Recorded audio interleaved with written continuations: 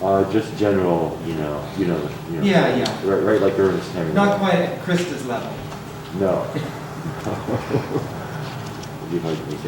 So, may we please call the meeting to order at 7:07, and please rise for the pledge of allegiance. I pledge allegiance to the flag of the United States of America and to the republic for which it stands, one nation, under God, indivisible, with liberty and justice for all. Thank you, people. So typically we ask for recitation of the last meeting's minutes, but we didn't have a secretary at the last meeting or the meeting prior to that, so we don't have any minutes to read. But I do want to remind the public that our proceedings are always available on archived on videotape. And we have Elizabeth taking minutes, so we will be establishing minutes that can be published online. So, and as always, we're going to conduct these proceedings with total public transparency as much as we can. But I want the public to understand that if we're missing minutes or anything like that, it's not a lack of intent, it's a lack of personnel. We just haven't had a secretary. It's just a real problem with ourselves going forward. So, Mark, can I ask? yes. I've been asked that there's been some complaints that people can't always, who are watching the video, can't hear. And I was asked to tell you, make sure you turn your microphones on and stay close to the microphone as you can. Great, thank you. Microphone's on? Yep. Okay. Does that sound good, dude? What? Are we sounding good? Yeah. Okay, thank you. Thank you, Howard. Yeah, so just another little piece of housekeeping before we get to our first applicant. Our town leadership has determined that we're back into a spike situation with the virus, and so town hall is in lockdown once again. You have to have an appointment to come in, and they'll meet you in the parking lot if there's any town business, and our boards have been asked to maintain social distancing and wear masks, which we all have, and so that will be in enforcement for Till further notice. foreseeable future. Yeah, so thank you everybody for complying. So our first applicant is Mr. Wagner. Mr. Wagner, you want to come up and step to the microphone and tell us what your application is all about? Yeah, actually, I'm trying to build a carport on my property, and it's set in front of my garage in my existing driveway. And when I filed the building permit with Howie, he had a couple of questions concerning the setbacks on it, specifically, well, two things. First thing was around the flood zone, if it was in the flood zone or not, which most of my property is, but I do have a swamp down the middle that's not, and I provided him that documentation. And the second thing was the setback from 214. Right, so, and it needed to be 50 feet, and there's another typo on the other write-up I put that right now would be 30 feet from the edge of 214, of which, I know the regulations are a little low, but it's a bit confusing for these things, if it's from the edge of the road or from the center line of the road, right? Yeah. Because I'm 50 feet back from the center line, but I'm only 30 feet back from, there's not much of a shoulder where my property sits there on 214, as Right. Mark and others here know, is the road narrows there, because the mountains comes right down the road across the street from me, and then the land between the creek and the mountain starts to narrow right there. So, so anyway, I thought I needed to ask for a variance to build it where it's at because of the proximity to the road. So here I am. The carport's going to be 20 by 13. It's big enough to get my pickup truck in. And it's going to be a timber frame carport. So, I tried to build something that would last, and just in case the water ever did get that high, it wouldn't be able to carry it away. So it's, it's going to be built on 4-foot deep, 12-inch footings, 4 of them. It's Douglas fir. It's a very sturdy carport. I had it shipped in from Utah, so I think water could probably run under it as long as it would probably still, if that were to ever happen. But But it's Take not, it's not actually the floodplain though, is it? It's not, yeah, like I said, the way my property sits, I got about 1.4 acres and a half an acre is on the other side of the creek. Oh, So, but the way the property sits, it's kind of elevated across the center of it. In the back, there's a bench that drops off right behind my garage about 6 feet. mhm. And then that bench runs along the edge of the creek, and then, of course, the creek's another probably 5 or 6 feet down in the creek bed at there where my property is. Yeah. So my house, my garage, all of that is all in a little small piece of my property because that's the high spot on the land, Right. right? So that's why I didn't really have another place to put this carport other than right where I'm going to. Otherwise, I get into that floodplain and/or the other land that's cleared is where my sewer system is, right? My fill vent's there and my septic vault. Right. So, this is kind of the only spot where I could actually put it. Okay. And it's a carport, it's not gonna have walls, it's not a garage, it's just a port. No, it's gonna sit right in front of the garage, but no, it's detached from the garage. Like I said, it'll have a footprint of 13 by 20. It'll be about 10 feet high. It's gotta have a shed roof on it.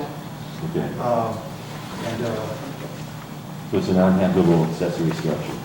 It's gonna have no sides on it, and it's gonna be fine. it's 4 walls. Do you know the property? Yeah, no, I know it very well. Yeah. Oh, that's just. Literally, I'm half a quarter of a mile from Mark's house. Yeah. And Elizabeth is familiar with the property, right? Yeah, I know Yes, his I know. property as well. Yeah, I don't see any encroachment on the Route 214 State Highway. No, it's fine. Right away, I it's, don't see any problem with this whatsoever. However, we are still obligated to hold a public meeting, a public hearing. Right. How he walked me through the, So we should just Okay. schedule it for a public hearing. Yeah, and then I think it'll be Nobody's gonna come. on. So this map, this is the floodplain map, and it shows that it's located in the 500-year floodplain, and there's no restriction on construction in the 500-year. There's no what? No restrictions by FEMA. It's only on the 100-year and the floodway itself. And even if it was, it's a carport, it's gonna have a flow through, so it's fine. It's like a gazebo. Yeah, but it's actually a more pergola involved than design. that because it's, the floodplain requires, anything in the flood fringe, which is the 100-year, requires a floodplain permit. And any development on the property is watched for 10 years, and any development that exceeds the market value of the property, of the dwellings or the accessory structures, you're required by FEMA to elevate. So, Which doesn't apply here. This doesn't so apply. even if it says when in the floodplain, for the 100-year, and still require a floodplain, this application doesn't require that. So it's not worth more than a house. no. But this is gonna be about the only thing that can go on this property. And the only thing that's really is the roof, and the roof is elevated, because it's on stilts, right? Yes, yeah. A carport's a roof on stilts. It's gonna be a piece of metal over a bunch of others for, So that, I think it's pretty well elevated. So the reason for him coming for a variance is for an area variance, because he's too close to Route 214. 214. So he needs, actually needs a variance on Reg 116-16, Part B, number 2, small letter D. No such structure shall project closer to the fronting street than the principal building on the lot, or a distance of 50 feet, whichever shall be less. I think it's actually less than 50 feet. But Yeah, it's, again, it's a yes, circular 36. driveway.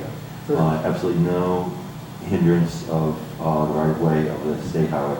And also no hindrance for any emergency vehicles, any fire response or medical response. Because of my driveway, they can pull in front of my house without even getting to the carport. With the way my driveway sits, right? You can pull into the garage and then it curls around so you can drive all the way around. I can back out and pull around without even backing out on 214.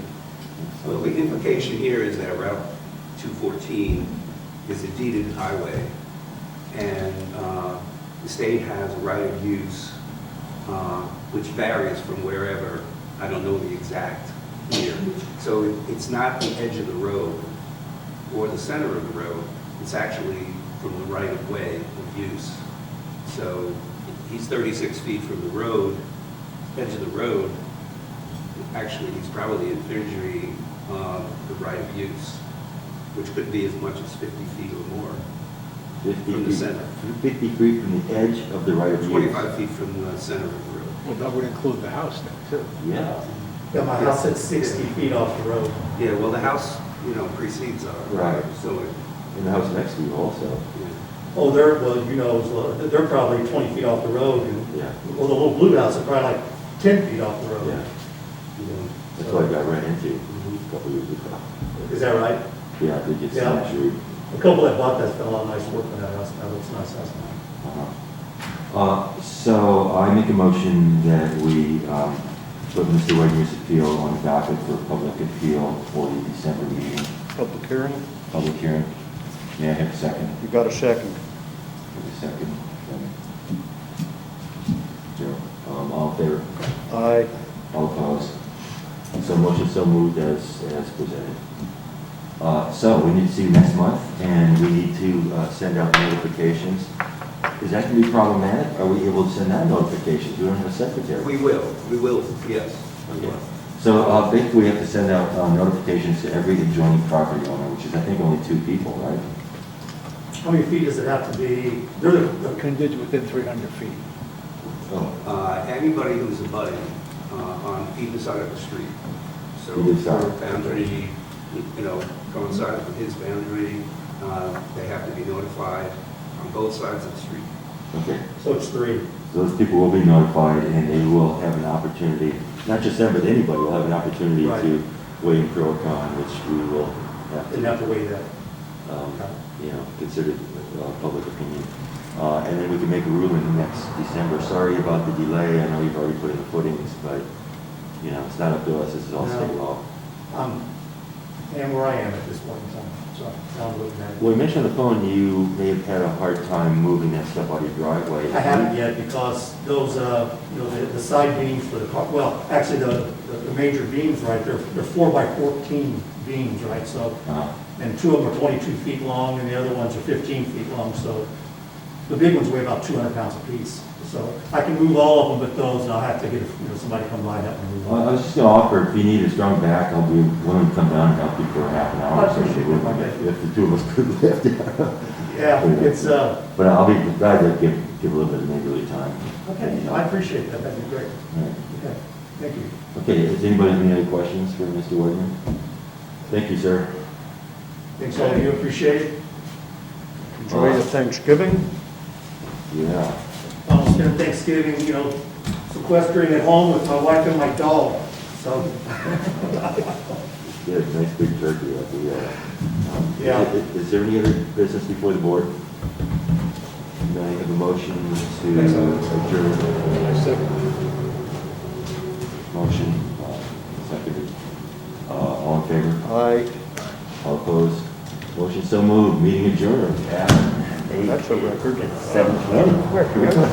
We haven't started a little late, but Yeah, well, that was my fault. Thanks for showing up, everybody. Yep. Never go on.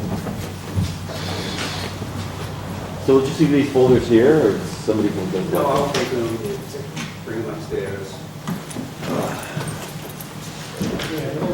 Your mic.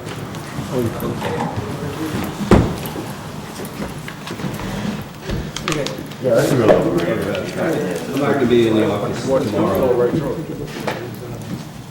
The house is there probably 100 years. I saw it. You think the house is 100 years old? Everything over there is I got a comment on it. It's about 4 years old. it's either on even more. In 1920s, it's already 100 years, I right? know, they don't build like these. I went up there on my way home last week, and I 90 was the took off 30s. from Thursday afternoon till Tuesday morning to get my stuff. How you doing, Joe? Fine.